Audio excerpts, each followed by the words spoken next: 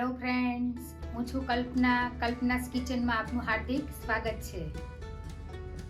Hello friends, paratha તો આપણે ખાતા જ હોઈએ છીએ અને બનાવતા પણ હોઈએ છીએ, પણ એક વખત આ રીતના જ્યારે બી સબ્જી રોટી બનાવવાનું મન ન થાય ત્યારે આવા મસાલા પરોઠા એટલે ફ્લાવરના મસાલા પરોઠા તમે બનાવીને એકવાર ટ્રાય કરજો તો બાળકો અને મોટા બધાને બહુ જ ભાવશે ફ્રેન્ડ્સ. અને બાળકો તો ચટ કરી જશે અને તમે આ નાસ્તામાંની અંદર પણ બનાવી શકો છો ફ્રેન્ડ્સ. તો વિડીયો અંત સુધી જોવાનું ચૂકતા નહીં ફ્રેન્ડ્સ. તો ચાલો રેસીપી શરૂ કરીએ. હેલો ફ્રેન્ડ્સ, આજે આપણે બનાવવાના છે ટેસ્ટી અને હેલ્ધી એવા ફ્લાવરના મસાલા પરોઠા. તો સૌથી પહેલાં આપણે એને ગ્રેટ કરી લેવાનું છે. આવી રીતના આપણે ખમણીથી પહેલાં એને ગ્રેટ કરી લઈશું. તમે મિક્સરની અંદર બી કરી શકો છો.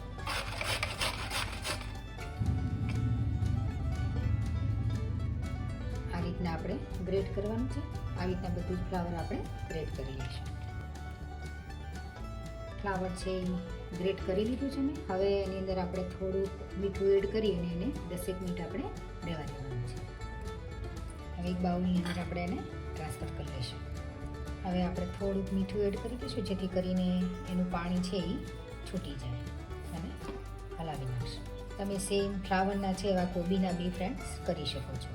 હવે આપણે 10 મિનિટ એને રેસ્ટ આપીશું. હવે આપણું જે ફ્લાવર છે એ રેસ્ટ કરે છે, મીઠું નાખેલું છે, ત્યાં સુધી આપણે પરોઠા માટેનો લોટ બાંધી લઈશું. તો અહીં અમે આવા 2 કપ મેં ઘઉંનો લોટ લીધો છે. તો સૌથી પહેલાં આપણે એને ચાળી લઈશું. હવે ટેસ્ટ મુજબ આપણે મીઠું એડ કરી દઈશું. અહીંયા મેં 2 ટામેટાની પ્યુરી લીધી છે, એનાથી આપણે લોટ બાંધીશું. આની અંદર તમે બીટ બી એડ કરી શકો છો. મારી પાસે બીટ અવેલેબલ હતું નહીં એટલે મેં ફક્ત ટામેટાની પ્યુરી બનાવી છે. એનાથી આપણે લોટ બાંધી નાખીશું. એનાથી એનો ટેસ્ટ અને કલર બંને સરસ આવશે.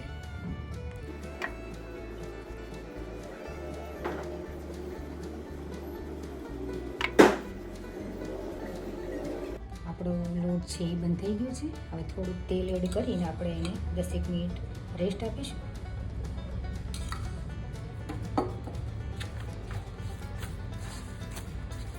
આવી રીતના સોફ્ટ લોટ આપણે બાંધવાનો છે. હવે આપણે જે ફ્લાવરને ગ્રેટ કર્યું હતું મીઠું નાખીને એ પલળી ગયું છે અને પાણી બી છૂટી ગયું છે. હવે એને પાણી કાઢી અને આપણે અલગ કરી લઈશું.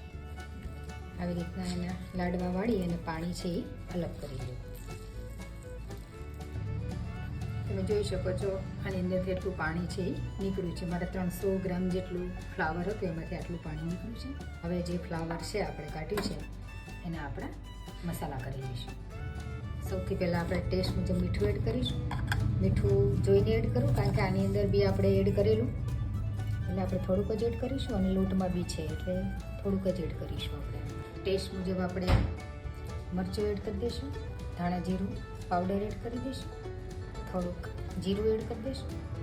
થોડી હિંગ એડ કરી દઈશું અને પાચન માટે સારું રહે એના માટે થોડોક આપણે અજમો એડ કરીશું.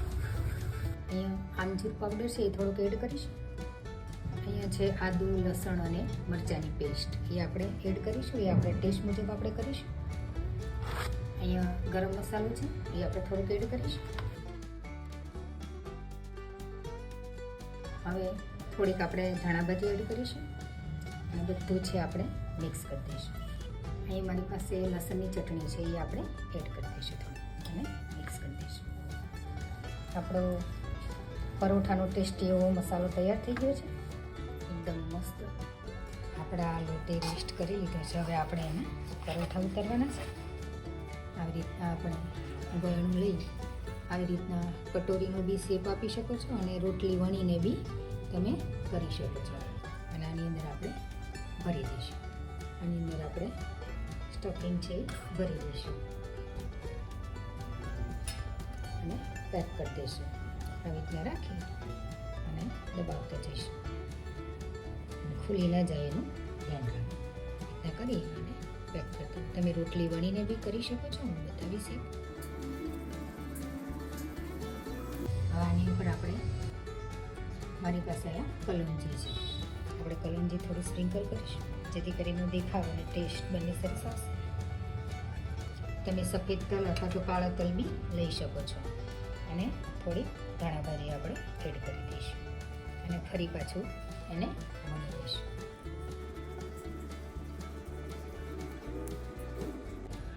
ગેસ ઉપર મેં એક તવો ચડાવી દીધો છે અને ગરમ પણ થઈ ગયું છે. હવે એની ઉપર આપણે શેકી લઈશું.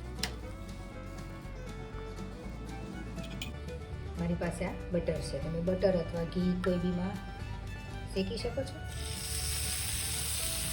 બટરનો ટેસ્ટ વધારે સરસ આવે છે એટલા માટે મેં બટરમાં શેક્યા છે.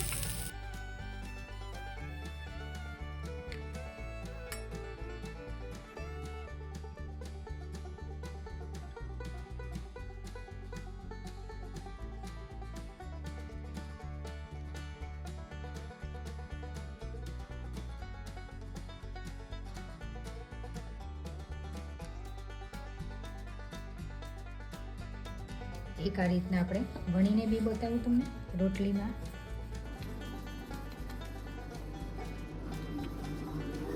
અને આની અંદર આપણે ફિલિંગ કરી દઈશું. આવી રીતના તમે ભરી શકો છો અને પેક કરી દેવું.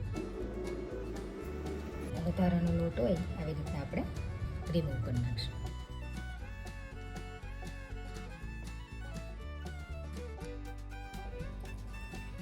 આની ઉપર બી આપણે થોડીક કલંજી એડ કરીશું અને થોડીક ધાણાભાજી છે એ સ્પ્રિંકલ કરીશું અને પછી વણી લઈશું.